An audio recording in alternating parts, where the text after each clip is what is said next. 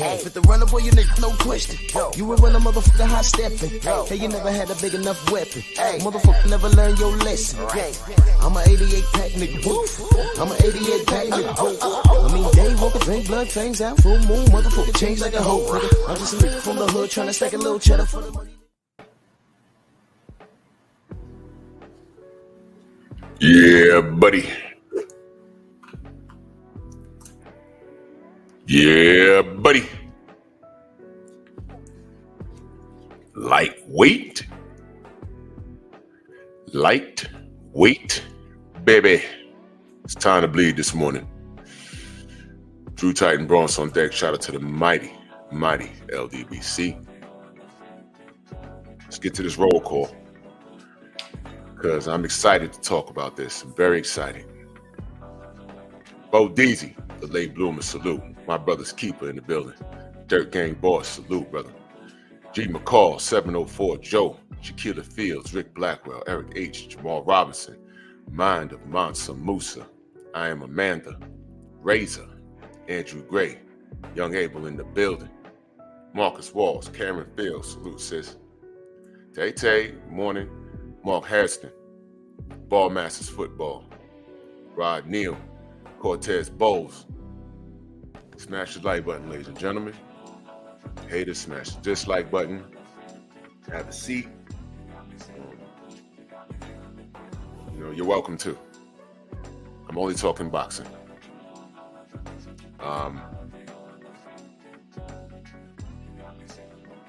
Shout out to what's happening. Main event, Mark, salute.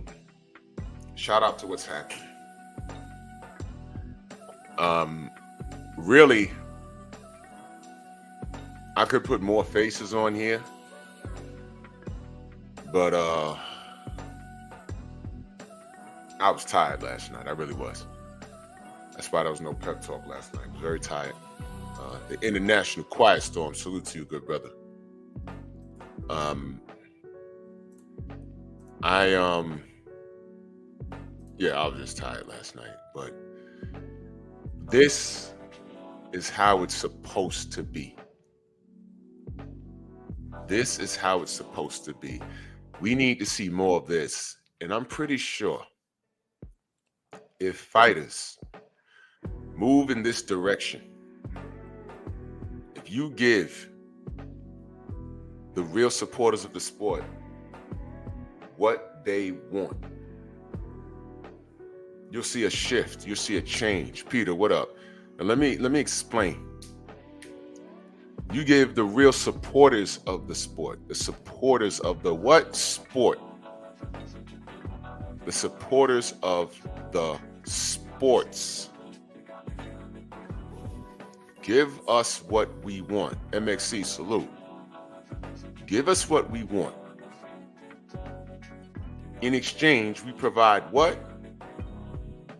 Our time, our attention, and we support by way of our finances. That's it. That's all we ask for. We pay for this barbaric sport. You entertain us. It's even exchange. King Varney, salute. That's all we ask for. And I say this with that door swings in a way with people who are fans of fighters. Ramel Lane, salute. Now, if you're a fan of a fighter that doesn't get what you want, but you like seeing him fight subpar competition, you see, here's the thing. Wendell, salute. Deacon Dollar, salute. Here's the thing. People usually who are fans of fighters, for whatever their reasoning is, and I have a video coming up, and I'm for sure I can't put this on YouTube, but I noticed something last night. How many of y'all was in BFTB's chat last night, like towards the end of the show before his he had a power outage where he was? How many of y'all was in the chat? Because something happened last night, and I said, I was joking before, but I'm pretty sure I'm not wrong on this. So I started working on this video, and I said, I can't upload this on YouTube. YouTube is too sensitive now.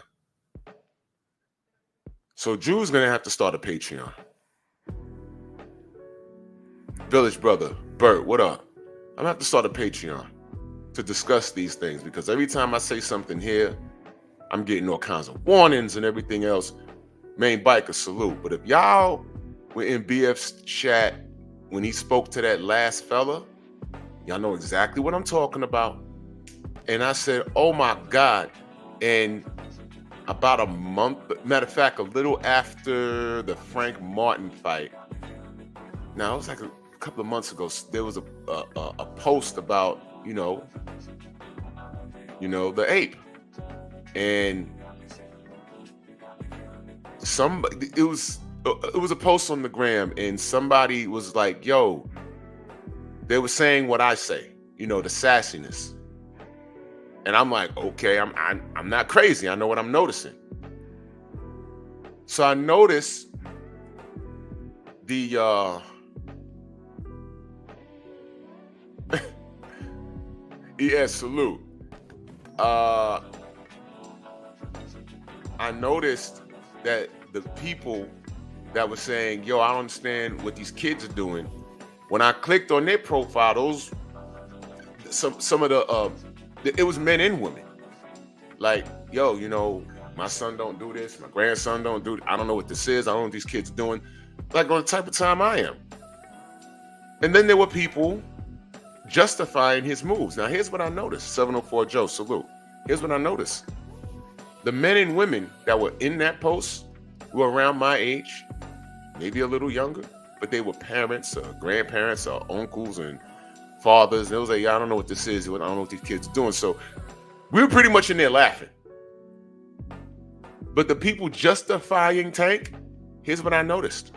Number one, there were no women. That's number one. Kano Local, you good, brother? Friend from the land, what's up? You good, brother? Good to see you. The first thing I noticed was G242, salute. With that, and I'm not like clowning. The first thing I noticed was there were no girls sticking up for Tank. The second thing, of course, was it was all males. Good, Kano. I'm glad. Good, brother. World Constrictor, salute.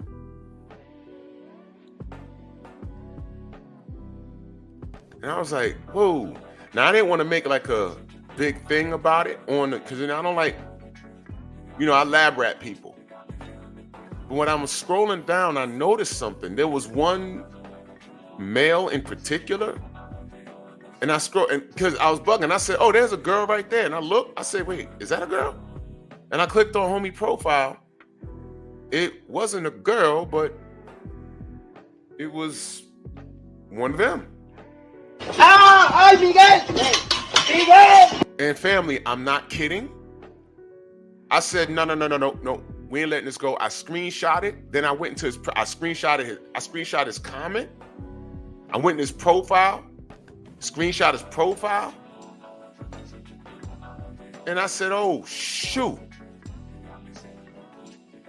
Now, the more I scrolled down, the more uncomfortable I got. I said, what is going on?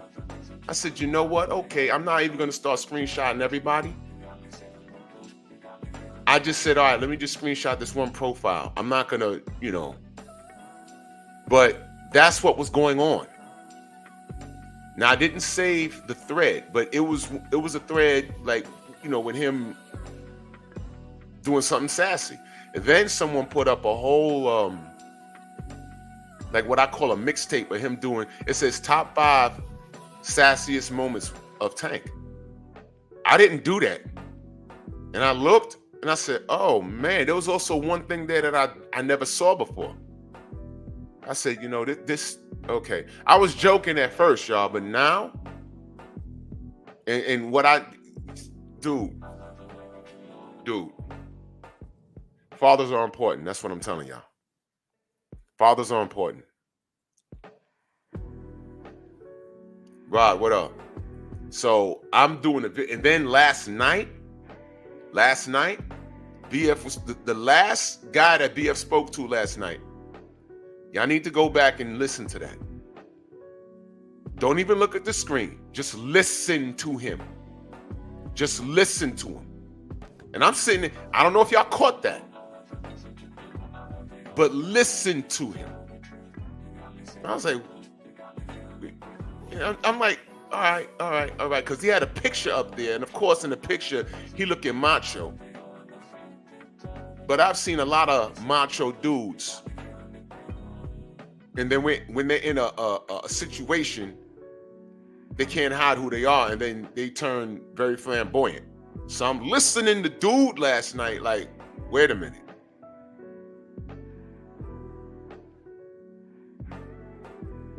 I was like, hold on a minute. Hold on. Could it be? Joe, what up? Mr. Shelton, what up? Son of Tank, Shade Girl, salute. Yeah, Shade Girl, you heard that. I was like, wait, whoa. So then there was a part where BF asked him, why do you like Tank? And I want y'all to listen to his response and how he said it. I said, no. Men don't talk like that, period. So you know what I did? I clipped that, and Drew made a nice little video. And I'm like, I can't upload this on YouTube. I already know what's going to happen. So that video that I'm doing is that I'm starting my Patreon because of that. Because I'm not uploading. It's not vulgar, but YouTube, they're sensitive. YouTube is ran by a bunch of flamboyant. They ran by this Gen Z.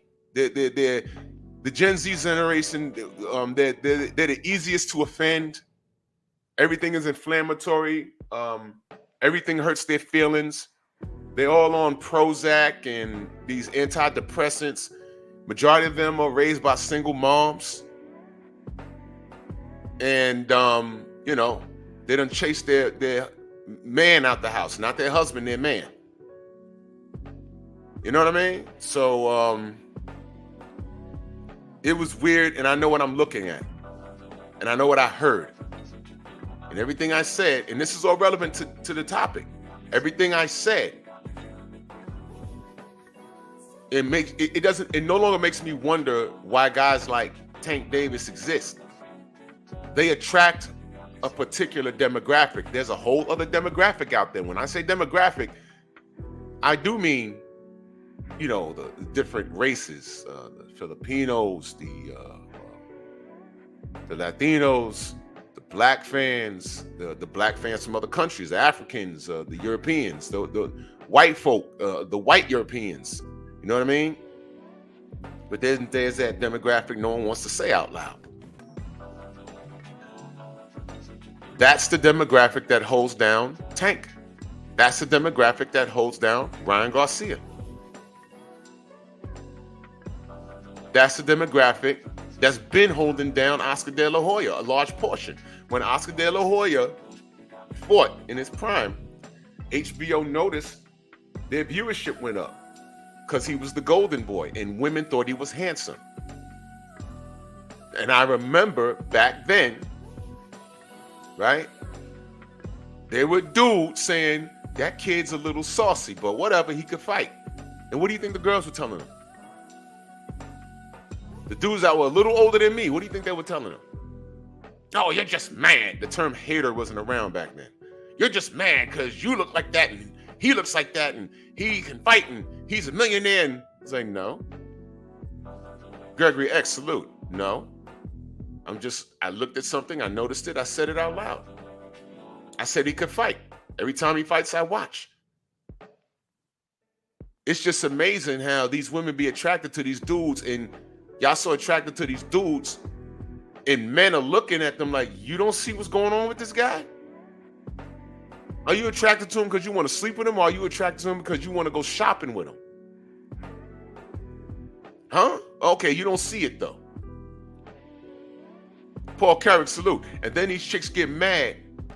It's a whole thing, y'all. It's a whole thing. I did a show on Pep Talk, and I asked a question, are chicks purposely dating gay men? Go check it out on Pep Talk, Painful Excellence Podcast. I talked about it a couple of weeks ago.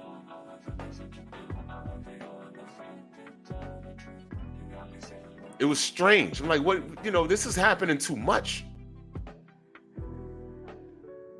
Crazy stuff, man. Crazy stuff. Crazy stuff.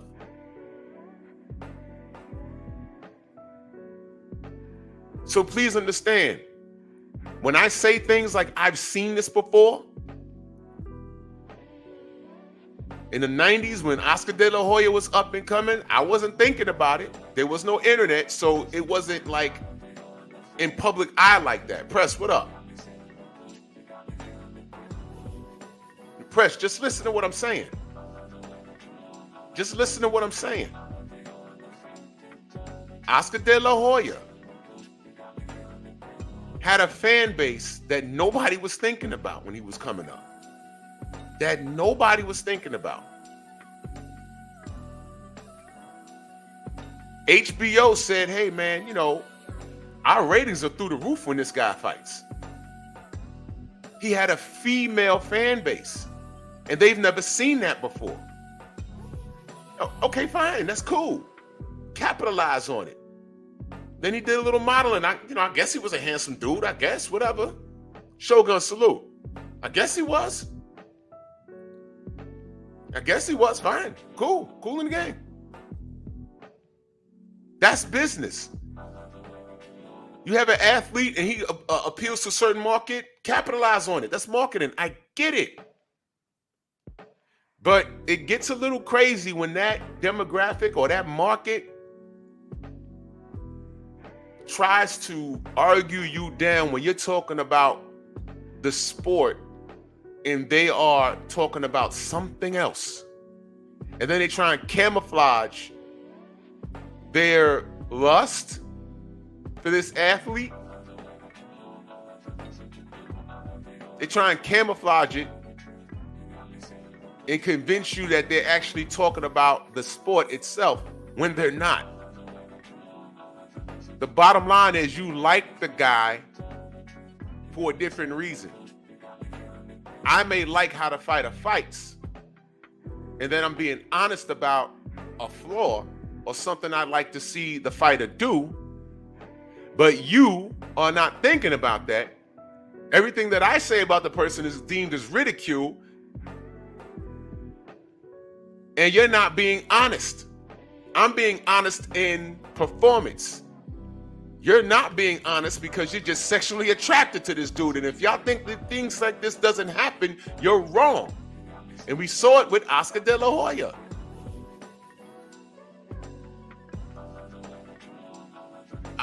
I remember Oscar, was it Oscar? He had to weigh in for a fight and he had to strip down like, he had to strip down to his skivvies. He didn't even have on no socks. I think it was Oscar. And this made the news. They had to put a towel up when he stepped on the scale. And I think it was Oscar. And he's standing there and they put a towel up. And these dudes was in business suits. They put the towel up. It was Oscar, Bert? They put the towel up. Rashad, what up? Am I right? That was Oscar? When they put the towel up, that one dude, the white dude in the middle, was pulling the towel down so he could look. And on the news, they had to blur it out. They was like, hey, what's that guy doing? I said, duh, what you think he's doing? What do you think he's doing? He's showing you. He couldn't help. He went for it. He said, I am never gonna see this man like this in my life. This is my chance. I don't care. I'm letting the world know, and I'm willing to bet. I don't know who that was. I couldn't see his face. But this was an older white guy, and I know he had glasses on because I saw the hooks behind the ears. Dill Spoolie, what up? Frank from the land, what up? This is a true story, y'all. Jeff Sparks, salute. This is a true story. Because I was watching that like, oh my God. That's beyond, the term trolling wasn't around back then. He said, I'm going for it. I'm never going to see this man like this. I'm never going to see his, hey, nanu, nanu. And he was yanking the towel down. And the dude on the left and the right was looking like, yo, bro, what are you? He went for it, bro. He went for it. It was the Obakar fight? Bro. That was on the news. And they laughed about it. I said, that's not funny, man. That's not funny. And I'm willing to bet, I don't know who that was, but I'm willing to bet that dude got probably, white men like that, probably got a whole family at home. Wife, kids, but that, bro, listen, man. And I'm looking at it like, what the, bro, you remember that? I know I didn't imagine that. That I saw it one time and I just said, oh man, I got this. There was no internet back then, y'all. But I'm sure it's probably on YouTube. When you look hard enough, this probably, someone probably has it. It was a weigh-in, y'all. He had to strip down, he got on the scale. I'm like, okay, that happens. They put the towel up. And this dude's yanking the towel down so he could look. Yeah, Unique Dawn, bro, it was disgusting. I said, oh man. Oh my God. And that's when I understood. There's people, listen, if a fighter's from your town, root for him, fine. If you identify with the fighter for whatever reason, fine. A lot of y'all are grown. You can identify with a fighter because he's your neighbor, or you met him at a cookout, or you ran into him in the street. He was such a nice guy. You know, I told y'all I met Joe Joyce. And he's a nice guy. He has a great spirit. And, you know, it sucked watching him lose like that. After I met him, I was like, man, you know, that kind of hit me different now. Because he's a very nice guy. But he knows what he's doing for a living. Joe Joyce is a very nice guy. So, you know, I understand things like that. You know, all I can say is, you know, support a person for the right reasons and don't celebrate the ignorant. But I get it. But make no mistake about it. A lot of these athletes carry fans with them for reasons that, let's just say, you don't support them. That stuff exists. It does.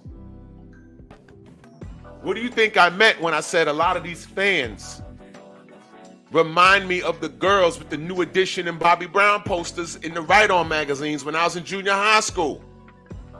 You couldn't tell them nothing. How many of y'all are my age? Y'all ever tried to tell a girl something about a R&B singer or a rapper they had a crush on? Some dude they would never meet in their life. It was their baby. Don't talk about my baby. Oh my God, when I'll Be Sure came out, I'm that old. Night and Day, that song is timeless. That song is dope. The reality was that nigga from Mount Vernon couldn't sing a lick. He had to learn to sing later in life, but that's another topic. When that light-skinned dudes took over when he came out. That was a light-skinned Negro ever. A classmate of mine, her older sister went to school with him. He's from Mount Vernon. One of those high schools up there. His name is Albert Brown III. She had a yearbook with his picture in it. I said, oh yeah, that's him right there. Paul said the Michael Jackson, I could imagine. That's a little before me with the Jackson 5, but I feel you. I feel you. Try telling a woman something about and I'm talking about the young girls, the little girls. I mean, some women older, they have a little more self-control. Yeah, Bert, so you know, we the same age.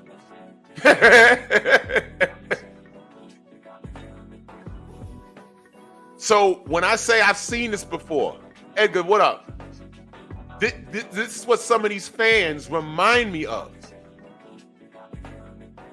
I can have a conversation about a fighter that I like, but if there's some flaws, I can sit down and I can have a conversation. He's good, but I'd like to see this. And what do you think about that? I can have those conversations. I'm realistic. But 1986, yeah, that song Night and Day is good, but I wonder what the rest of the album is going to be like. I wonder if it's going to be as good as that one, because, he could be a one-hit wonder. He's not going to be a one-hit wonder. You're just jealous. Huh? The song is popping all over the radio. It's even on country channels. I just want to know, is the rest of the album going to be as good as the song? What the fuck? I didn't say anything back. You just said snatching the magazine from you. And I had a chick. I would buy the magazine. They would run up to me. Oh, is that Albie Shaw posted it? Get away from me. We used to have to rip the posters out and just throw them in the air and run away. Seriously. I wasn't that kind of person to have posters on my wall. They did that. You got the Right On magazine? You got the Word Up magazine? We be walking to school, be like, take those damn posters out. They're going to destroy your magazine. And we would rip them out and throw them in the air, and they, and you see a bunch of girls running for the damn poster. The teachers would be like, oh my God. But you hear them talk, oh yeah, don't act like you didn't do that. Because guess what the teacher said? The male teacher said, yeah, when I was a kid.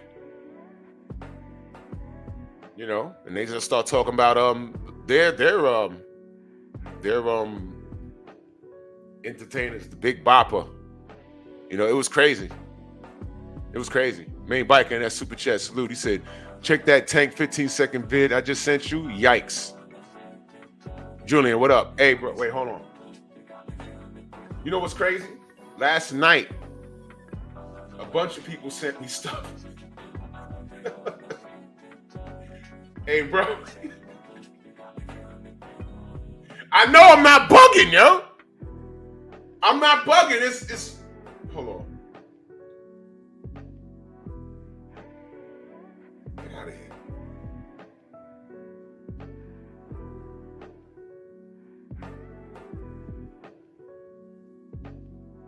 Good Lord, bro. Yeah, I saw that. Main bike guy. Oh man. All right.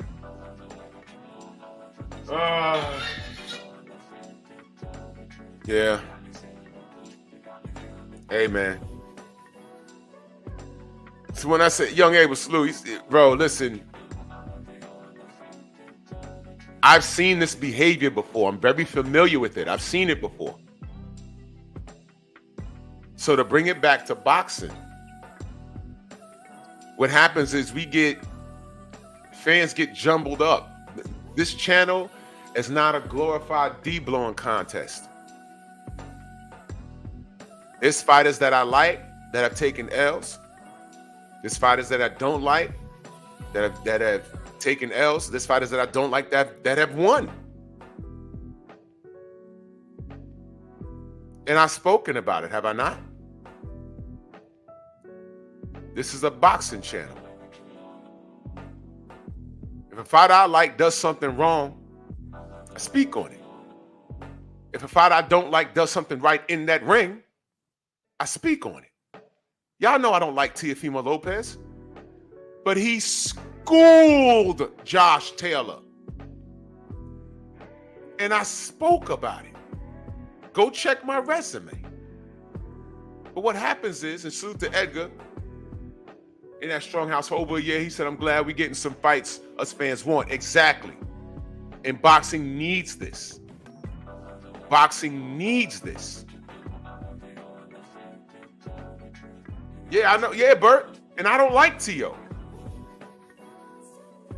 But there's something to Tank not responding to him. There's something to that. There's something to that. And then when I buckled down and I watched the styles in the ring, I said, I think I know what it is. I think I know what it is. Because T.O., if anything, checks all the boxes. As far as sales, trash talk, he checks all the boxes. I would rather see T.O. than Lamont Roach. And I'm like, what's going on? Go and he done called him out his name. Go get him, Tank. What's got? Oh, I think I know what the problem is. T.O. don't keep still. Now, why am I saying that? I'm only saying that because of what Coach Cal said out loud to Marco. Why would we take that fight? He's not going to stand there and let us do what we do. And I said, oh my God, why is he saying that out loud? Oh boy. I didn't make it up. You just told me that Tank has a problem with fighters that don't keep still. And then all of a sudden, his opponents make sense. I'm like, okay, the only way to make me think otherwise is to what? Fight somebody that moves. That's all I said. How am I wrong for asking these guys to do what they said they were going to do? And that's box. That's fight. Now, I'm a consumer.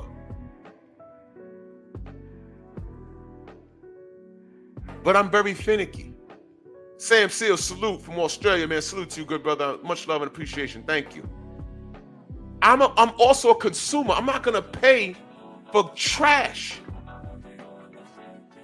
Y'all say Tank is nice. I'm no longer taking your word for it, because he has a bunch of contemporaries just standing there like, yo, what's going on? And the problem with the contemporaries is they're not going to just stand there. So if he's nice and he could think outside the box, I'd like to see it, man. That's all I'm asking. My personal feelings towards him is irrelevant. Carlos Smith, salute. It's irrelevant. It's really irrelevant. That's why, I chuckle when Tank fans, not boxing fans, Tank fans come in here off the rip and they start, trying to shoot shots. I'm telling you, you remind me of my old classmates from 1986, 87 in junior high school, salivating over the New Edition poster in a Right On magazine. That's how I view y'all. It's really not that serious to me, because I know what y'all are. I know what y'all are. I know what y'all are. I explained. I know we use the term fan, but I don't like that term because it's short for fanatic. And if you look up the word fanatic, is that you? Fanatics are radical. Those girls in junior high school, they were radical. You could tell them, hey, Bobby Brown, I don't want to hear it. He's my boo. No, but I'm saying, but Bobby Brown. No, there's nothing you can say. You're just jealous. He got millions of dollars. No, but Bobby is, no. And man, these are little girls. And unless Bobby Brown, if they really met my classmates back then, for him to show interest in them, he'd be a pedo. But these girls were really ready to throw hands with boys. And all we were saying was, he got a drug problem. You don't want to hear that? Oh, yeah, of course you don't want to hear that. Carry on. So in what universe, Soul Power, salute, where did we go wrong for wanting to best fights to happen? Where did that go wrong? And that's the difference. You do have Ultimate Fight Club, salute. You do have fans that will purchase a ticket or a pay-per-view for their favorite fighter, no matter what he's doing. I'm just not one of them. And that's why I told them, you don't need to come here and defend someone that you support unconditionally. You don't have to defend them here. You don't have to. I'm talking boxing. What are you really talking about? You don't have to come over here and say, well, Tank from my city. Congratulations, they from somewhere.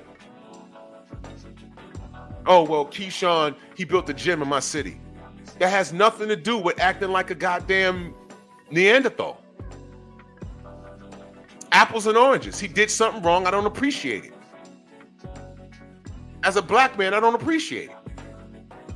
You don't have to defend him. You sound like those girls salivating over Bobby Brown in 87. That's how y'all sound. I'm talking boxing. Oh, he beats everybody. Interesting, because he hasn't fought everybody. You see how easy it is? Dragnet. Young people, look up Dragnet. There's a famous line in that show. Just the facts, ma'am. Not the movie. They made it a comedy. I'm talking about the real series that was in black and white. Just the facts, ma'am. You know how you talking to somebody and you like today, we're talking about this. And you ask someone, just hypothetically, what do you think about Beterbiev and Bivol? it's a good fight, but Roy Jones, Miklashevsky. Whoa. Just the facts. I asked you about this. Don't take me anywhere else. Just the facts. Stormy, salute.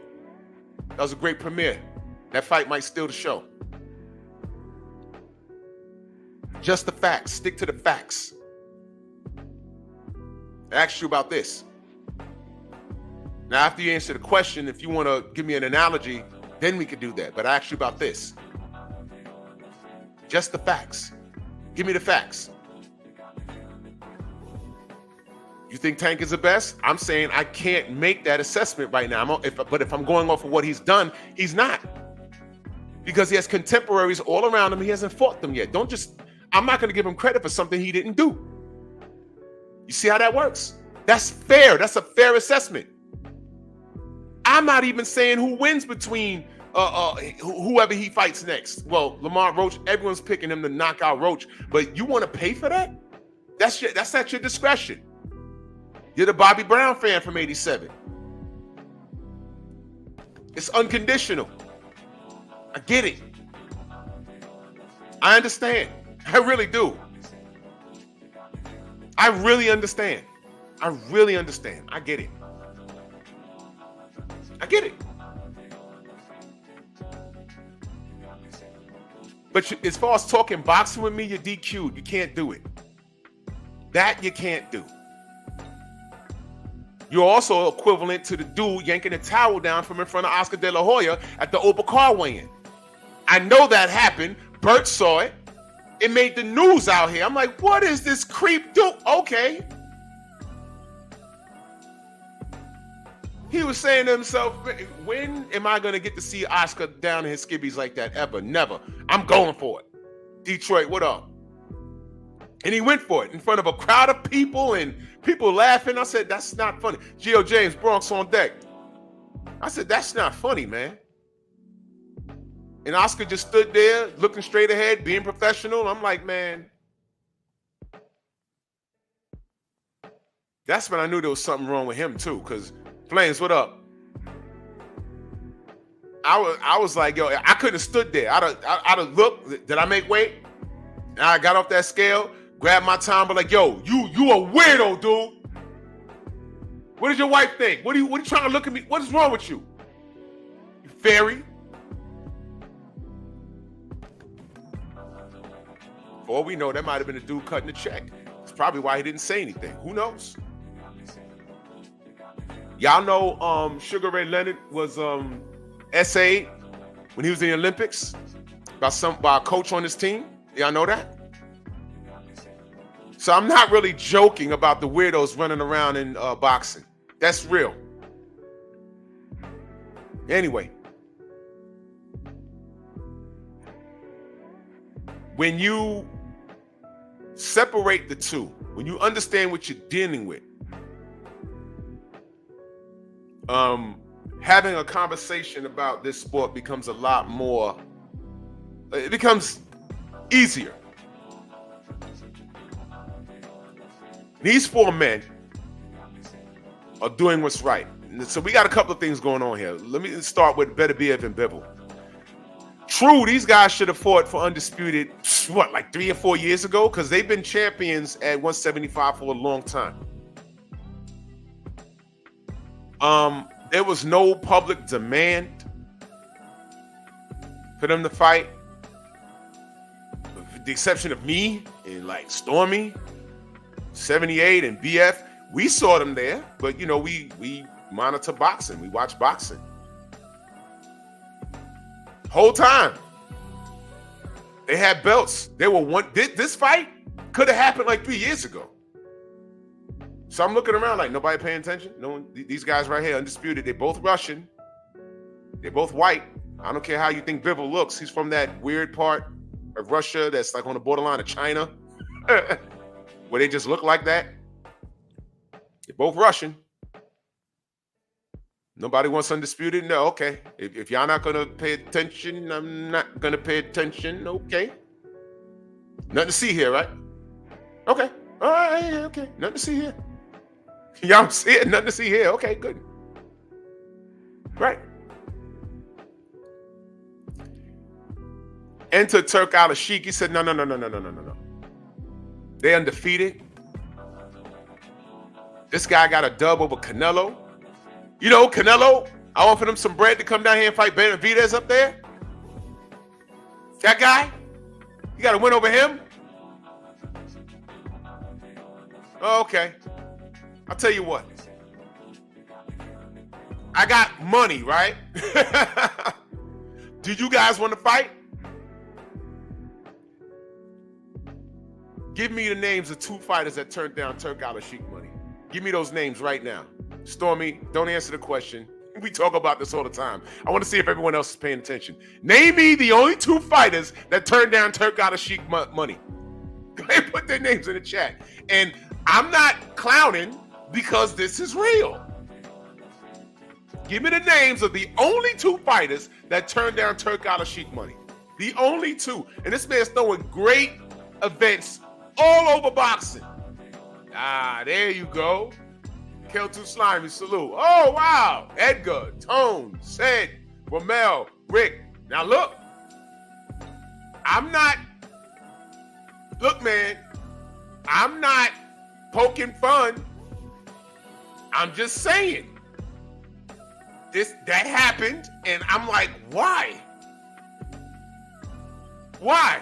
He's throwing money at these guys, and these guys got this unconditional fan base who think they could beat everybody, so why wouldn't they take the Turk bread and beat the opponent? It makes you wonder, right? Oh! Well, I'm talking about 2 in particular. And the reason why there's emphasis on those 2 guys is because when you think of the face of boxing, those are the 2 names that come to mind. Those are the 2 names that come to mind.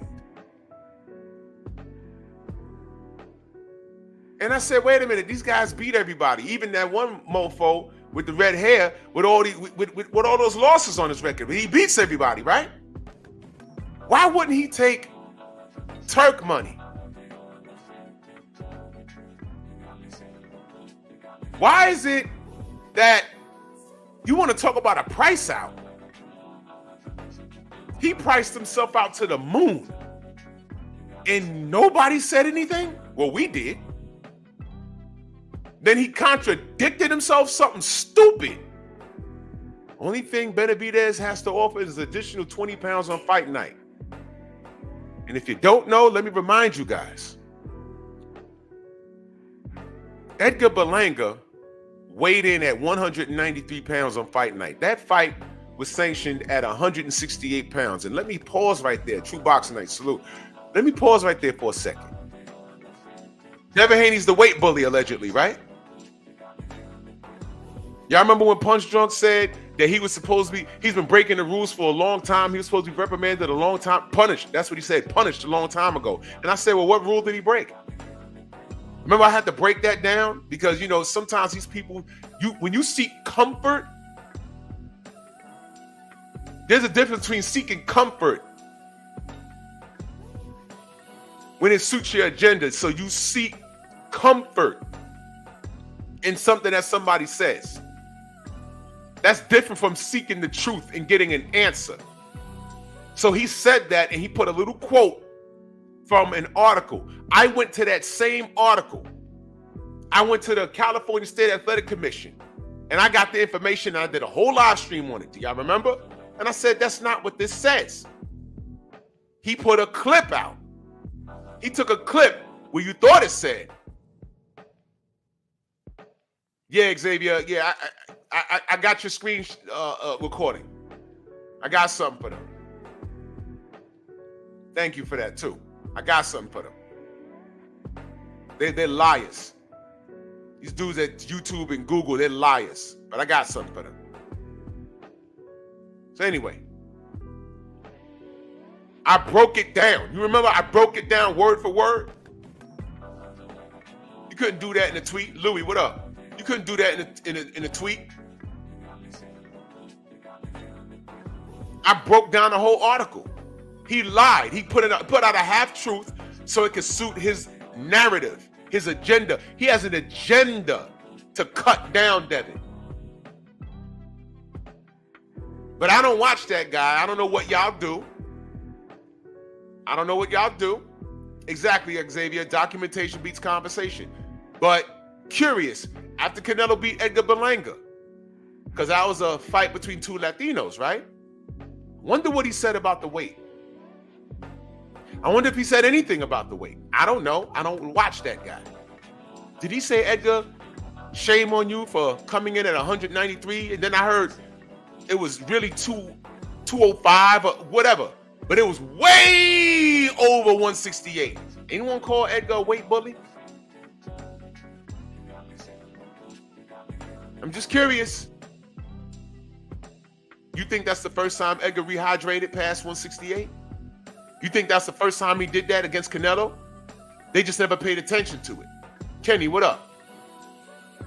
You think he ever... So I'm wondering, did Punch Drunk do that? Did he say, yeah, you know, he came in at 193. That's way too big. You see, y'all? Consistency. But that's not the pipe bomb. 168, 193. Uh-oh.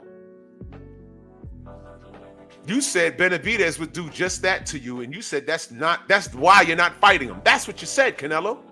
That's what you said. You said that. We didn't speculate it. You said that. Y'all said he was too big for 68. He said, fine, I'm going to 75. And here's the crazy part. Didn't Benavidez fight a week later at 175? You want to know what he rehydrated? He fought Godsvick or Godsmack, whatever that guy's name, right? Bostic, that guy, right? You want to know what he rehydrated to on fight night? 189. So he goes up to 175, fights a solid opponent in Bostic, and rehydrated to 189. So he goes to a higher weight division, but when he rehydrates, he was still lighter than Edgar Berlanga, Canelo. Now you see? Did I lie? I'm just asking a question, right? But a Canelo fan will come in here and call me a hater and call me a racist. Berlanga, Canelo, Benavidez. All three of them are not black. But I'm looking at that situation, and as a boxing supporter, I'm asking WTF. CB Sports, salute. You see what I'm saying? I'm just asking. So if that dude was dragging Devin, was he dragging him for the sport of boxing? Or was he just dragging him to drag him? You see what I mean? You see why I say you got to be careful to who you listen to? On social media, who you follow. You might be high-fiving them 1 minute when they're talking about a fighter you don't like. But check their track record. Devin's a weight bully. Was Berlanga trying to be a weight bully? Matter of fact, how many of you went back to see how much he rehydrated in all of his previous fights? Because you know what? It looked to me that was consistent. That he always does that. I make 168, but I'm coming in tomorrow at damn near 200 pounds. But because he's fighting Joe Schmo, no one's going to say anything. No one cares. Question. The dude that he bit, how much was he on fight night? How much did he weigh? No one asked. You see what I mean? Frank, you heard that, right? You're right, Frank. He couldn't control. Yo, bro. When you put some of these dudes in those situations, they can't contain it, bro. You know what, bro? I'm taking that video. I'm gonna finish it up, and that's gonna be my first Patreon video. The truth will set you free. You heard it, bro. You heard it. I'm not making it up, bro. It's been going on too long. I've been seeing these things. I said, wait. But I'll talk about that on Patreon. Because that conversation is not for YouTube at all. But I know what I heard, and I know what I've seen throughout the years, and I'm seeing these grown men behave like the girls I went to school with in junior high school over the Bobby Brown poster. El Hitman, salute. I know I'm not crazy. So when you hear me get on here and say I've seen this shit before, I know what I'm talking about. Anyway, I always say you got to be careful about who you listen to when they talk about a particular topic on here. I don't have an agenda. I'm just talking facts. Do I have favorite fighters? I do. But I'm very honest about them. The thing is, the fighters I support got these rivals, and some of these guys in this fan base, they don't know boxing. They just know that fighter. I've seen that before. There's a lot of Manny Pacquiao channels that are still on YouTube that got dust on them. They haven't done not one piece of content. The first wave went away when Marquez knocked him out in the fourth fight. I went around looking at these channels. I'm just curious, want to see what this guy's going to say about how he lost. Week 1, week 2, week 3, they stopped doing content. And that's crazy on their end because you know what? Off the wave of the Manny Pacquiao Floyd Mayweather situation, those channels, if you go look at them, they got like 10,000 subs, 6,000, 5,000. If they continue doing content, they'd have been grandfathered into the YouTube partnership program. But Manny got knocked out. They stopped doing content. That was the first wave. The second wave disappeared was when he finally fought Floyd and he lost. And then made excuses talking about my shoulder was hurt. And how I ate rice and I got well at one point. The power of rice compels you. If y'all get the joke, y'all get the joke. The power of rice compels you. Salute to Paul Carrick in that Cash App. Much love and appreciation, good brother. Much love. Thank you so much. Heavy in the Cash App. Salute. Get what I'm saying? And that was the last you saw these Superman, the Pactard channels were everywhere. They just stopped doing content. They couldn't take the heat because they knew what was coming. And they just stopped. You stopped, you had 5,000 subs, buddy. You know why? Because outside of Manny Pacquiao, what are they going to talk about? There you go. One more time. Outside of Manny Pacquiao, what are you going to talk about? Go! See what I mean? So there's about 10,000 Manny Pacquiao channels with dust on them, but they have 10,000, 5,000 subs. And then you realize they don't know boxing. They just supported the fighter, which is fine. But what I don't entertain is when you brush off your super fandom as knowledge, when realistically you're just a fan of the guy for whatever the reasons are. He's from your town, he's from your country, you met him one day, you're sexually attracted to him, male or female. Whatever it is, it's your business. But don't take that demeanor and come over here when I'm critiquing the person and trying to engage with me when we're viewing this person under different circumstances.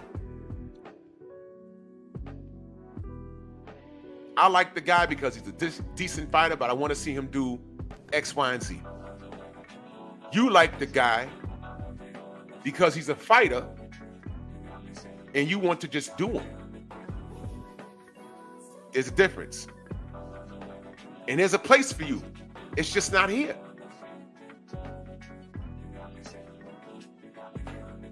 If I was talking about a rapper that a chick found attractive, but he just killed somebody and he's fighting for his life inside of a courtroom, and I have a whole live stream like, yeah, he did the crime, he's gonna have to do the time, and we're all talking about the law and how black people need to do better, and then here comes a group of chicks, don't be talking about my boo, huh?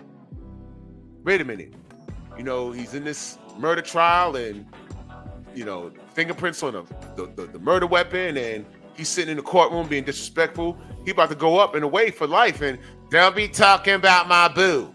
Wait a minute, he killed somebody. Wait a minute, why are you infatuated with this dude? He's about to go up for murder. Because don't be talking about my boo. That's how I view you fans. But it makes sense when it's a dumb woman, an immature woman, a little girl in 5th or 6th grade. It makes sense. Not a grown-ass man yanking the towel from in front of Oscar De La Hoya to see his penis. And you, sir, are you waiting to receive my limp penis? It doesn't make sense. No, I'm sorry. It does make sense. But that's the part where you have to stay away from this channel. I'm talking boxing. I'm not talking about gangs, Bloods, Crips, the latest nigga dance, cars and gold teeth. I'm not talking about that. I'm talking about what I want to see the athletes do. And what I got on the screen now, right here, this is how it's supposed to be. And if we get more of this in abundance, it's going to change the market. Main Biker in that super chat, much love. He says, Tank want to suck the mic he sung on. Tank want to twerk. Listen, bro. It's disgusting out here. It's disgusting out here.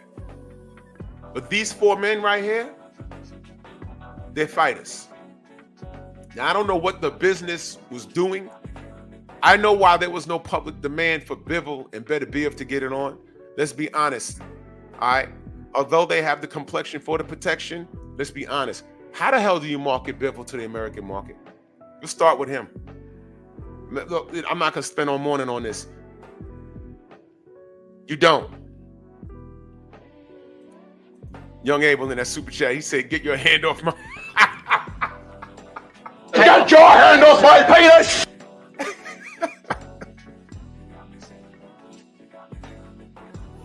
Oh, man. How do you market Bivol to the American? Looking at him, what the fuck is he? The first thing you say is, he Asian? Or if you're real ignorant from the middle of this country, hey, we on Chinese? And then you're looking at him, well, Chinese don't get that big, do they? You know, then there's Zilly Zong, but that's not in abundance. And then he starts talking Russian. You're like, what is this? Okay, so are you confused? He's not considered a knockout artist per se. Thomas, what up? He's a damn good boxer, though. But how do you market him? Well, while y'all try and figure that out, now we go to Beterbiev. Canadian by way of Russia. Big Joe Townsend, salute. Canadian by way of Russia. He has a real menacing look. That's the look that those brothers over there have. They look like this, and they're super tough. But here's the deal. He don't speak English, at least that well. And he's Muslim. There goes that. There goes that. How do you market a Russian Canadian, a white Russian Canadian who doesn't speak English and he's Muslim? How do you market that to the American public? Go. Rhetorical question. You just don't. It's confusing. But here's what we know. These 2 men, their talent separated them from the best in their division. And because there was no popular demand from the American public, right? There was no popular demand. That's why these men didn't fight all those years. That's why. There was no money in it. There was no money in it. There was no popular demand. This was a fan fight, and it actually meant something. The first thing that it meant was an undisputed champion at 175. Mark, what up? That meant something. The whole time, I was like, yo, they need to fight. They need to fight. They need to fight. There was no demand. there was no financial gain. That's why whoever promotes them, whoever manages them, they were not in a rush to make the fight. They weren't scared of each other. Ja, what up? Anthony, salute. There was no popular demand, so it didn't happen. Bivol up there outboxing people. Beterbiev has a 100% KO ratio. 100%. Everyone he's gotten in the ring with did not make it. Everyone. And that's what was funny about BF's live last night when he spoke to Cream Boy. He said, I like knockouts. It don't get any better than Artur Beterbiev. Then he said, well, you know, that's not what I like. Maybe I don't like him. That's what he said. Y'all need to go hear it. Maybe I don't like him. I was like, wait a minute. Why is he talking like that? I don't like him. I'm listening to that like, why is he? So you like knockouts. You don't like Beterbiev? That's not the style I like. I was like, uh-oh. Oh, no. And then somebody, where dude was, brought him something, and you hear him say, thanks, babe. And I was listening for a woman's voice to say, you're welcome. Didn't hear it.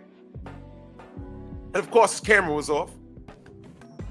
I ain't trying to see what's going on in your house and nothing like that, but I like to look a dude in their eyes to see what kind of man they are. I'm real big on, like, when I'm talking to people, like in business, and, you know, just associating, I'm real big on eye contact. You can tell a lot about a person when you look them in the eyes. What do you think a boxing stare down is? You see what they're made of. I'm real big on that. But these dudes don't even turn their camera on.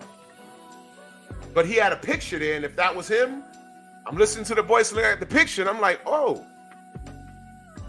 wait a minute, okay. Yak, that's what he called. Okay, well, whatever. More power to him. So I'm just like, all right. All right, man. So then BF says, what do you like? He says,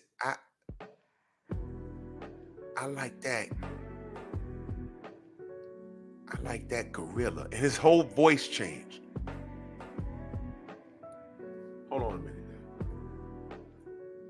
I think I'm exaggerating. I know. I think I'm exaggerating. I'm gonna play for you exactly how it happened. I'm gonna play for you. I need you to listen. I'm starting my Patreon this week, and you're gonna see the video. And I'm gonna show you some things that gives me reasonable cause to believe what I believe.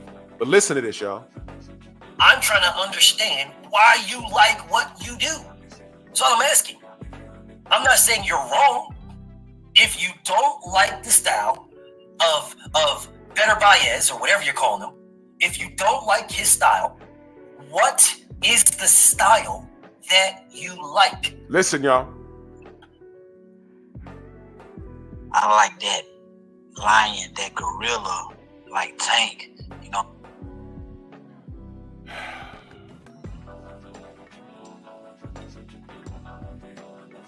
Father, you are homo! Am I bugging? And BF went on to crack up. It was, bro. Listen to it again. I like that lion, that gorilla, like Tank. I like that lion, that gorilla, like Tank. I like that lion, that gorilla. Bro, he wasn't talking like that for the entire time he was talking to BF. When he asked him that, his voice dropped. And when he began to describe Tank, that's what you heard. Okay. But I'm bugging though, right? I'm making too much out of that, right? I know what I heard. I'll post my Patreon. I'm gonna start it this week, y'all, because I can't. The video that I'm doing, it's not for YouTube, bro. It's really not. Y'all heard it. BF had to remove him off his screen. He started cracking up. It was so gay that it knocked the goddamn power out where BF. The zest knocked the power out in BF's whole town, bro. That's how bad it was. I like that lion, that gorilla. What would y'all think if I'm like, yo, man, Devin Haney beats everybody. Bomb Squad, Deontay Wilder, yo, Errol Spence, man down. And then you say, well, Drew, why do you like Deontay? Because I like that right hand. And I like that ump when he screams. What? Slow it down, bro. What happened to the bass in your voice? Where did it go? What the? As soon as I asked you to define what's going on. What? That's exactly what happened last night. That's exactly what happened last night. When you really pay attention to some of these people, and I'm not saying it's all Tank fans, I'm just saying that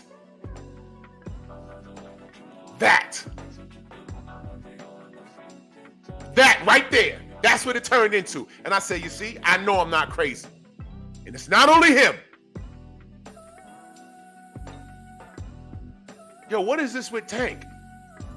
Well, because, you know, he knocks everybody out. Yeah, but you know, there's other forms of styles. I want to see if he could think outside the box and do this and do that. Well, you just a hater. No. I just want to see him. You know, I think he could beat this guy and that guy. I just want to see what he'll do when that guy starts showing him a different look. You just don't like him. What? Well, why do you like him? I like that lion, that gorilla. You mad? Huh? Dude, get away from me. The zest was so crazy, it knocked all the power out in BF's town. I thought his computer crashed. We thought it was YouTube. No, the zest was so bad, it knocked the power out in a 5-mile radius where BF lives.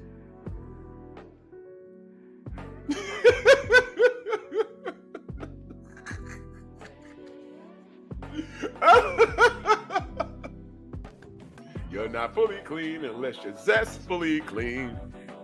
Listen, man.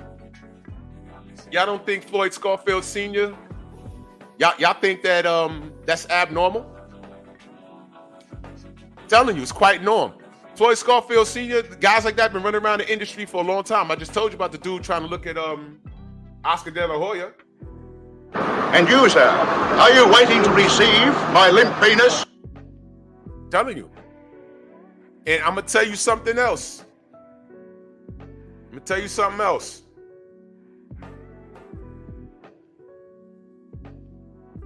You know, I ain't going to say that, man. Again, I got to go to Patreon with it. And I made that decision last night. I said, I can't say certain things because, you know, Google gets in their feelings. Not because I'm violating. Now, listen carefully. Google will get in their feelings. Not because, well, YouTube in particular, not because I'm breaking any rules, but I'm blowing them up. I'm putting y'all up on game. And I'm just going to say this, a kid like Tank, and I know he's a grown man, but he's short and he light-skinned with those slanted eyes. He's a dream boy to a lot of these dudes. I'll just say that. Think about what I'm saying. Big Joe Townsend in that super chat salute. He says, Arthur fought with a massive cut on his forehead and still knocked guy out. It don't get no more gorilla than that. This dude is a warrior.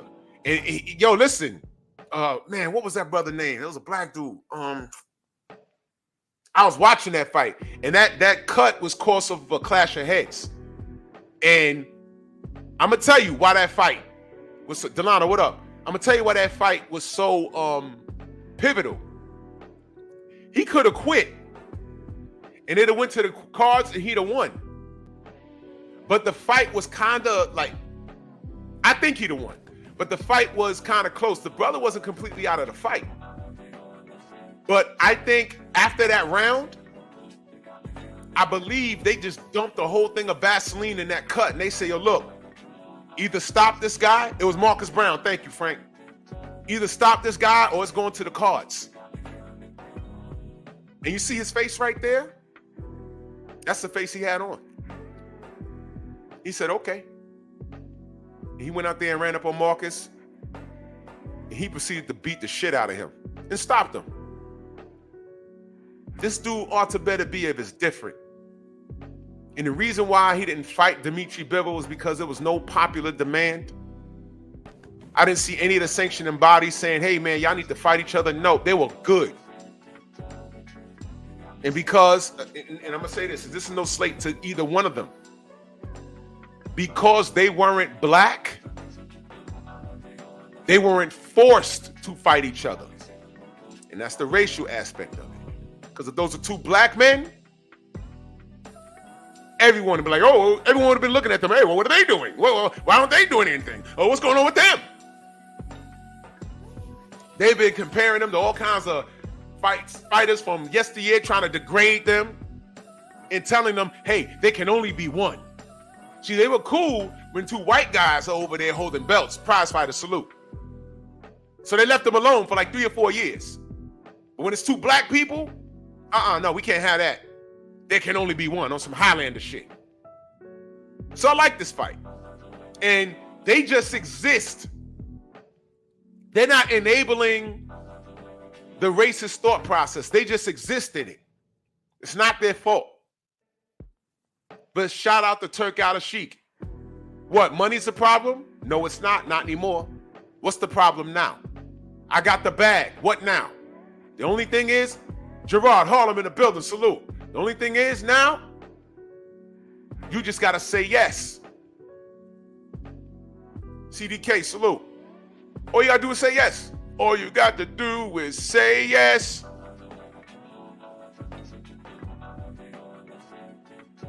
And they said yes. And now we're getting it. And I got Artur. I'll do a breakdown probably tomorrow. I got Artur. Now, no, it just dawned on me. It's 4 B's here. No, I'm sorry. Well, no, not 4 B's. I'm bugging. It's 2 B's and 2 D's. BD, BD, BD, BD, BD. BD, BD, BD, BD, BD. 2 Davids and 2 B's. Bivol and Beterbiev. Yeah, I might do that. Young A, but I might open up the panel tomorrow to discuss Beterbiev and Bivol.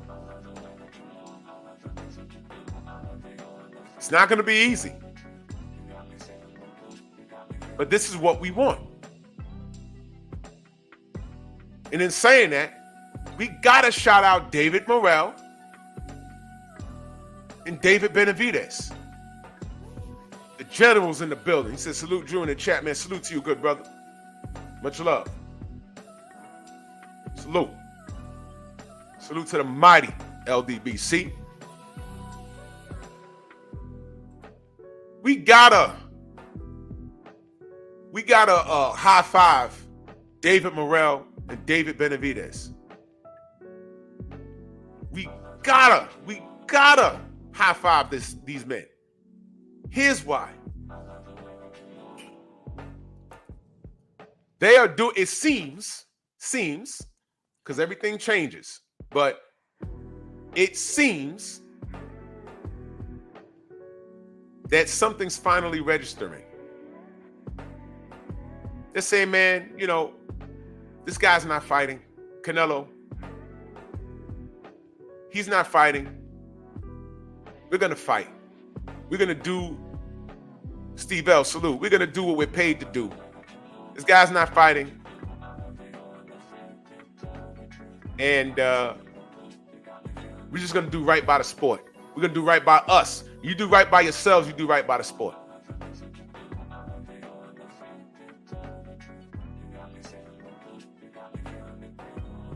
Professor X, salute. Antonio Tarver and Glenn Carf Johnson fought against the rules of Stormy. What's sanctioning body? Because I think they had I don't remember. I'm not perfect, y'all. I don't remember. There was a belt that I think Antonio Tarver had or something. Somebody had to vacate a belt. They put businesses, they put bullshit aside to make that fight happen because it made sense at that time. There was something involved in that fight where business easily could have slowed that fight up to the point where it would never have happened. But they put it aside so that they can fight because at that time it was logical. Both of them had a knockout win against Roy Jones Jr. At that time. Tarver, I think that was it. Tarver had to drop a belt. I think that sounds right. That sounds right. And he dropped the belt so that they can fight. That was for the betterment of boxing. They both got paid. The fight made sense. And I don't know if Antonio would have made money fighting someone else, defending that belt. As a matter of fact, you drop a belt, that means you ain't got to pay whatever amount of money for a goddamn sanctioning fee. I mean, they pay to hold these belts, y'all. So if he dropped the belt, he's not defending it. So he's not paying them anything. And I forgot what belt it was. So he probably made more money fighting Glenn Johnson.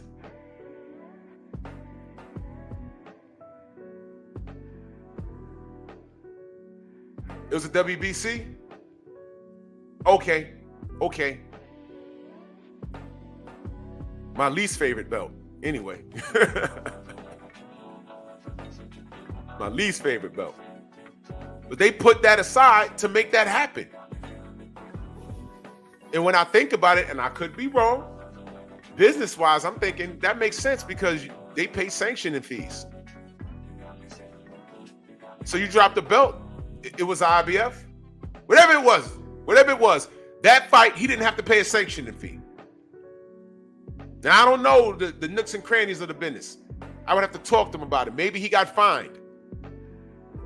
Maybe he got fined and had to pay money. I don't know. I don't know how that worked out. But I'm thinking that he probably made money.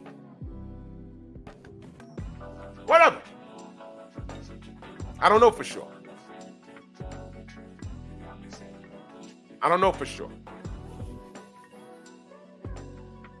But it is what it is. Yeah, Ja, he probably paid a fine. But that was for business. I gotta assume that business-wise it made sense for him. And there was nothing else to do. Said he dropped the IBF to avoid Rico Hoy. What? Yeah, I'm really. I don't remember the rankings or nothing back then. I don't remember. I know that there was more appeal in him fighting Glenn Johnson than anything else because both of them had knockout wins over Roy Jones. So they made it happen on HBO. And as a supporter of the sport, I appreciated that. I got to call Glenn so he could work out this email stuff so we can get him on the show because that's one of the things I wanted to talk to him about. I want to talk to him about the business behind that. He's a nice guy, man. Glenn Carf Johnson's a very nice guy. Yo, he's in Florida. I got to call him. I want to see if he's okay.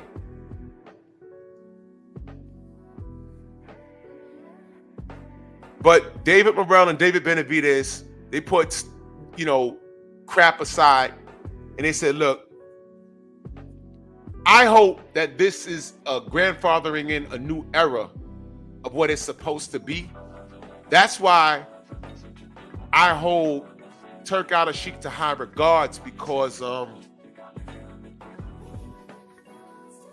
he's removing the conversation about money and splits. I haven't heard one fighter that fought on a rider card complain about getting paid or the purse.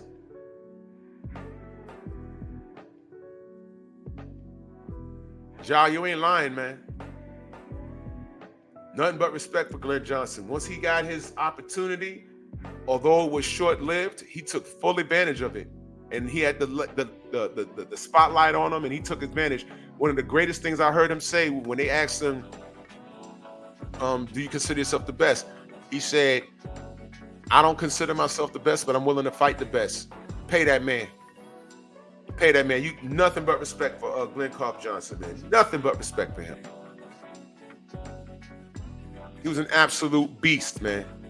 That's right, Ja. He maximized his moment.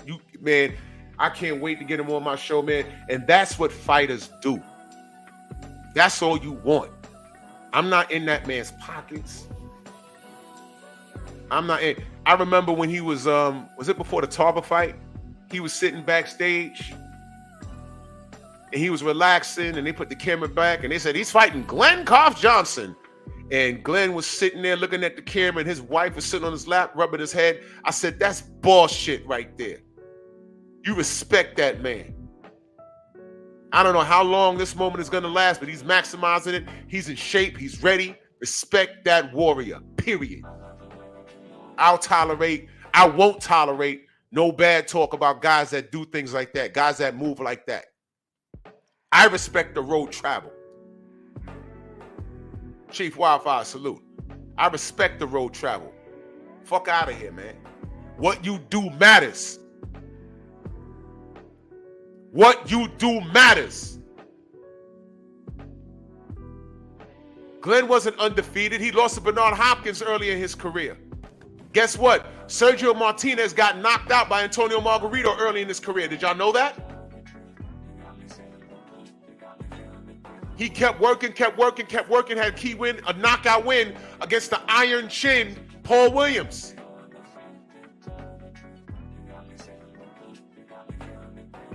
You can't have blemishes on your career and come back. Only these sassy, suspect fight fans will say, oh, this guy's done. Magically, the guys that are done are rivals to the guys that they are sexually attracted to. I'm calling it what it is. You remember that? Oh, Wilder's done. Wilder's done. Wilder's done. After the Fury loss, Wilder's done. No, he's done. He's done. Wilder's done. Well, is AJ done? Was he done after Andy Ruiz? Is he done now?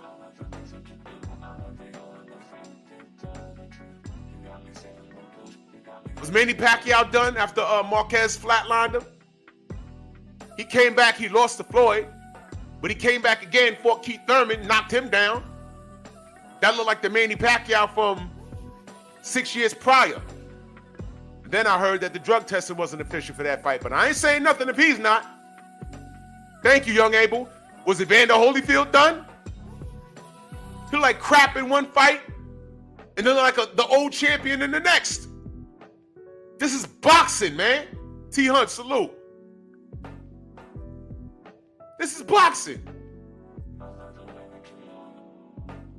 These new fans, I don't identify with any of this, man.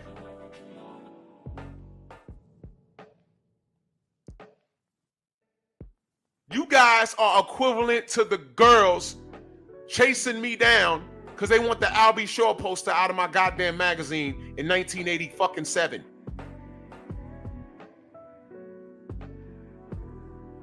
God damn. As soon as a fighter leaves, you're throwing the baby out with the bathwater. It's boxing, man. What do you think this is? Turk Al-Sheikh is coming through and cleaning this up. This is what we wanted. We thought we had it with Al Heyman, not quite. You thought we had it with DAZN, with a $1 billion bag from Russia. I remember people running around, Eddie has $1 billion bag. He's going to take over boxing. He's going to take over the PBC fighters. I don't know what your infatuation was with the PBC fighters. I do. But you'll deny it, and that's fine.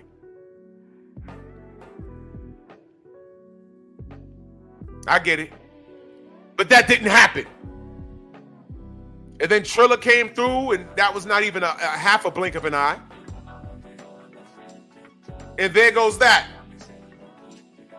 Right? Right. Enter Turk Al Sheik with real money, with a real bag. And he's putting on real events. Name one trash event that Turk has thrown. Name one. Name one that you didn't like. I can't name one. The cards were stacked. I was thoroughly entertained. He's doing a Latino card. Come on, man. This is what we said we wanted, right? Right. What, Beterbiev and Bivol were champions for how long?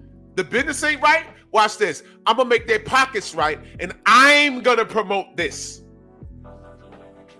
It's easy to promote Bivol now. Why? You promote him? Why? This is a guy that schooled and bashed on Canelo Alvarez. And mind you, Canelo went to 175. He could have easily fought Beterbiev because Beterbiev had the green belt. The green belt is in relation to Mauricio Sillyman. He didn't want to do that. Canelo wants to try his luck to get a belt so he could pad his legacy. But he wasn't trying to go to 175 to die, which is what would have happened if he fought Artur Beterbiev.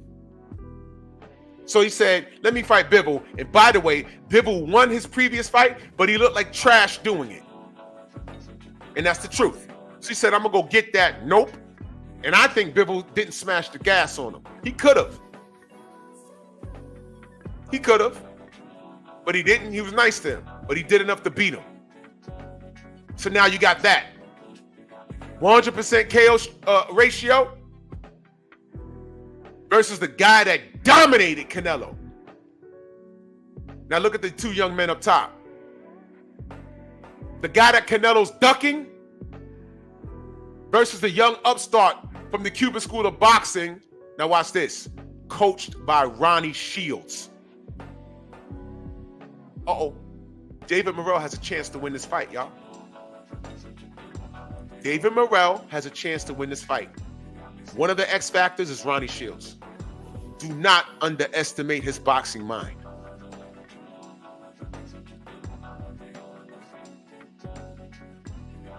There's a reason why. Copper, salute. There's a reason why this fight is intriguing, and it's what boxing needs. Between Turk Al Sheik, removing the excuses from some of your favorite fighters,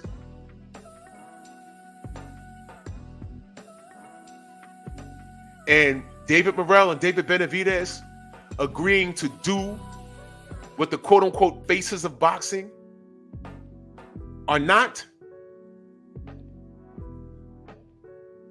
I'm hoping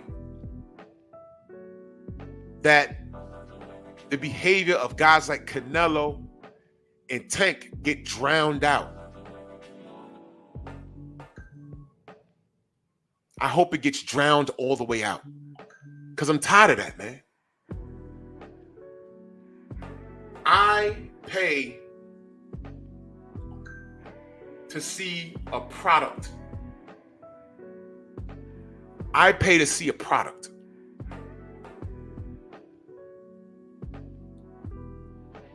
I pay to see a product. The product is boxing.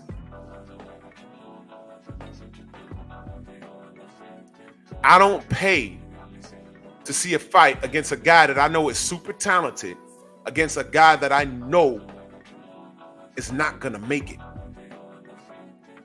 All I can do is hope that there's an upset. Do y'all remember when Roy Jones was Superman at 175?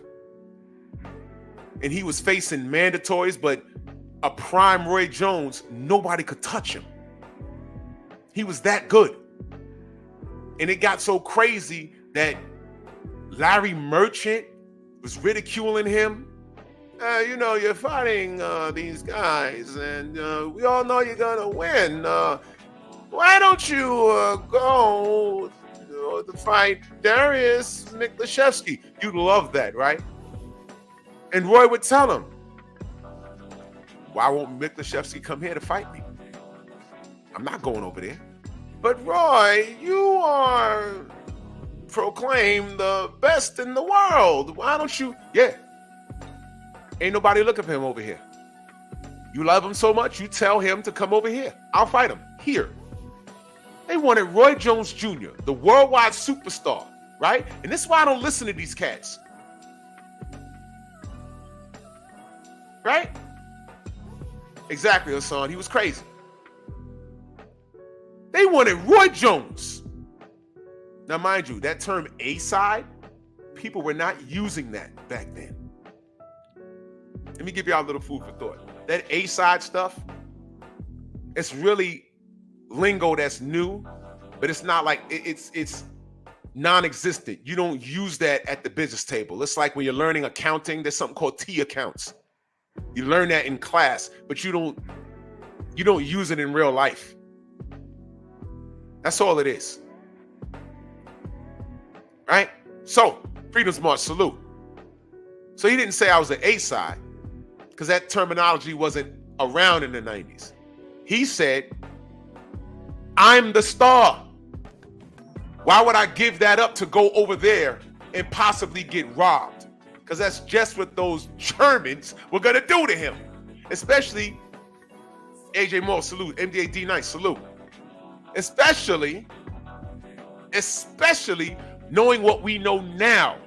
Fighters getting poisoned and everything else. A lot of us didn't know about that. Back then, I wasn't really thinking about it. But if you follow Scrapbook Boxing, he tells you that's an old thing that they've done. And you hear fighters talking about it now.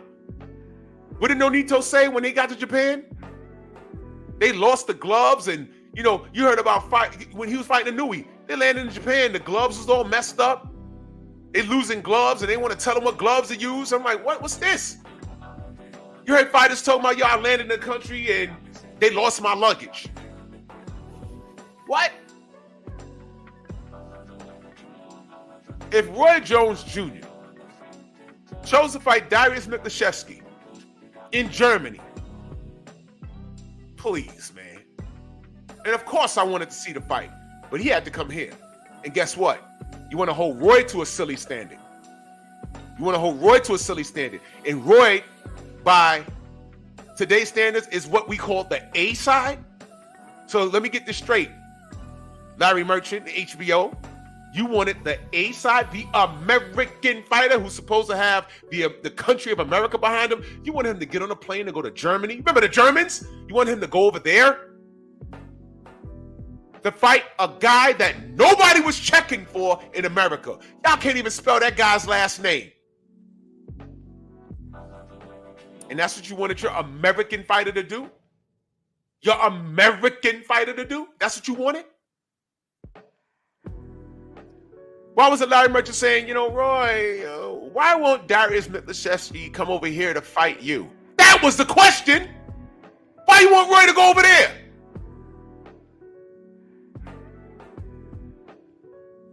The same reason why when Vernon Forrest got knocked out by Ricardo Mayorga, when he smoked that cigarette, he said, "We toast you." What? Why are you toasting this guy? Oh, I know why. Because the black fighter got knocked out. And as fast as Vernon Forrest had that shine for beating Shane Mosley twice, got right in there and lost to Ricardo Mayorga.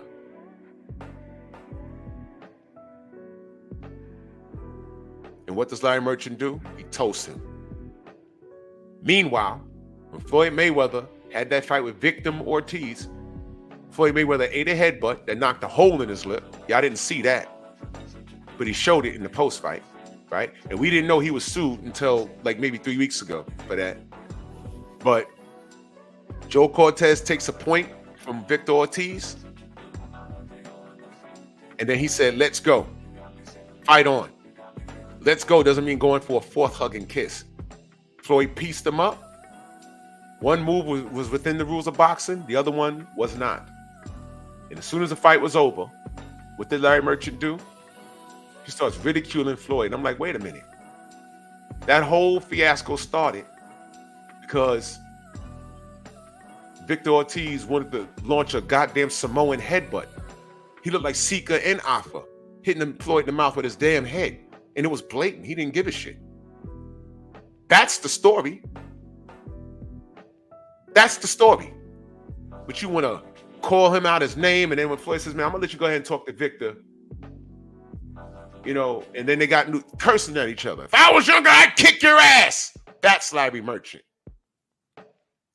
And then when Victor, they throw the mic in his face, it was like, yeah, you know, I'm sorry or whatever. Victor was apologizing for losing his mind during the fight. He was apologizing for losing his mind.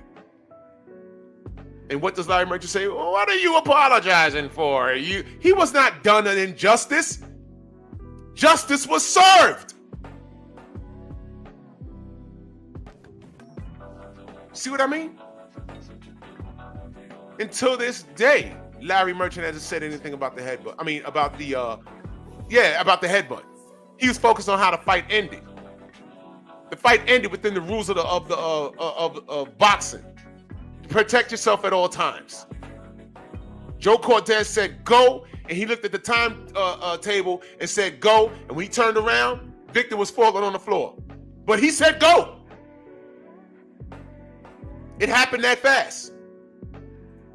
Freedom's March with that super sticker. Salute to you, brother. And salute to Frederick Hadzabi. Salute, man, in that super chat. Much love, man. Appreciate that. Appreciate all you guys. See what I mean? So we've been through it. As a supporter of the sport, once the checks got bigger, I saw less competitive fights. I'm not even gonna hold you. I had to look for competitive fights. I'm talking about undercard fights, fights that you see on FSN and things like that. I had to look for competitive fights. You just don't see it anymore. Once the checks got bigger, I'm like, okay, this guy's on a pedestal. He's celebrated. What is he gonna do? He's fighting a bunch of guys he's gonna knock the shit out of. I don't like that. The thing with Roy was that he was so good, he had these mandatories, he was beating their ass. That's why he had to go up to heavyweight.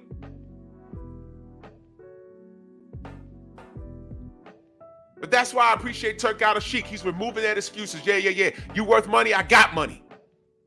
Come fight now. Now we're getting Bivol versus Beterbiev. Salute to Turk Al-Sheikh, His Excellency, and salute to Beterbiev and Bivol. Salute to the two Davids. Man, F Canelo, we're going to fight. I think Benavidez says it was easy to make. They reached out to them. They agreed. I love it, man. Cuba versus Mexican, Ecuadorian, American. And don't snooze. David Morrell has a hell of a coach.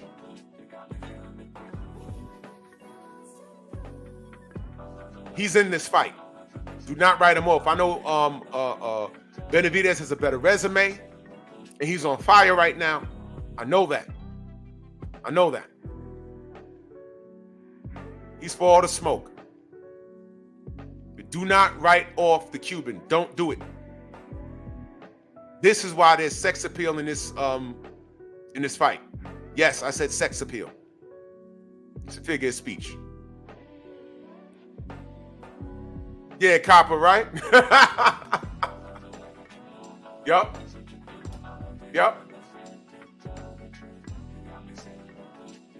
Yeah, I know, Copper. I remember I talked to my dad about that fight a lot. Chuck Wepner fight. They wanted Roy Jones to go to Germany and get cheated or whoop on Lukashevsky so they could throw beer bottles at him like they did Hagler. I'm not stupid, and I'm glad Roy didn't go over there. The real question was, why didn't Lukashevsky make his American debut and try and beat Superman Roy Jones?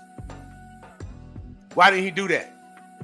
There was no pressure on him, and Roy was the what? What do we call him now? The A side.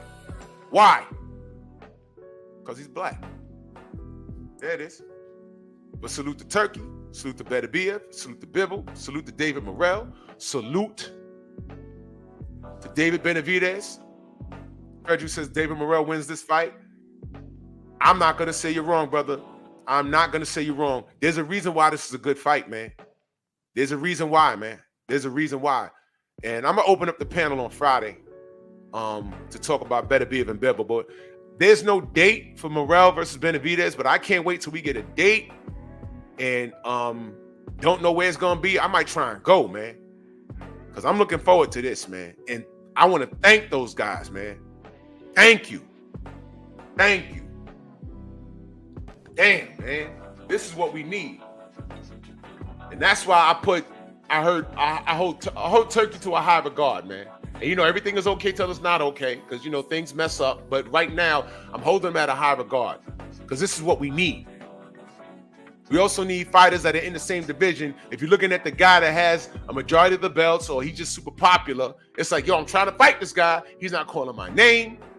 You know what I mean? Oh, Phoenix March, I don't know. This guy's not saying my name, and I want the fight, but people talking about my seat sales, and you know, F it. I'm just gonna keep working. Let him do. When he's ready to fight me, he'll call me. Just know that I want the smoke. That's all you need to know. But if you got random fans like AJ fans, I'm like, man, that guy can sell out Wembley if he just goes in the middle of the ring and shadow boxes. There'll be some fools that'll show up. And you know why they'll show up for AJ. Y'all think I'm playing. Y'all think I'm exaggerating. This was an email sent to BFTB back in 2019. AJ has a bigger schlong than Wilder, so that means he is number one. Even if you're a man, in what universe is this okay? You don't even play like this. Look at this picture. When you catch people at their most comfortable moments, it tells a lot.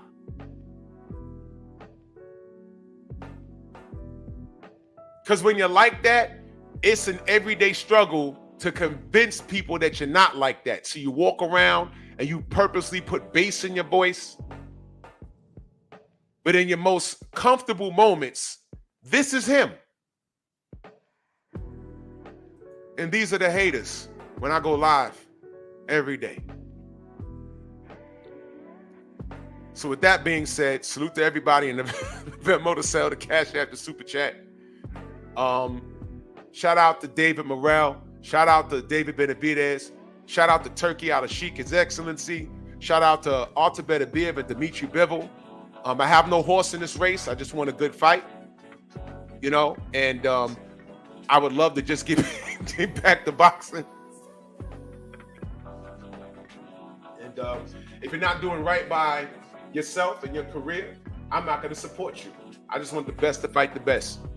The general should be on the set over there. You know, you guys need to cut this crap out. I'm gay. Gay, like super gay. Like one down here, one here, one here, one here gay. I thought you knew that.